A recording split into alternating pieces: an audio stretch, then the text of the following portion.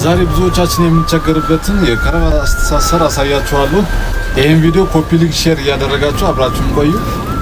መጀመሪያ ይሄን ቀጭኑን ፓርት ሰፊና ቀጭን አለ። ይሄን ቀጭኑን ፓርት በግራ እጃችን እንይዛለን። መጠነኛ ርዝመት ከሰጠነው በኋላ ሰፊውን ፓርት እንደዚህ እናደርጋለን፣ እናዞራለን። አሁንም እንደግመዋለን ማለት ነው።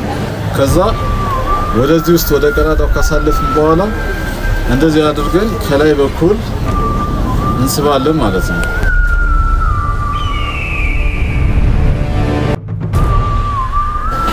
አሁን ቀላሉ ከረባት አስተሳሰር አወቅን ማለት ነው።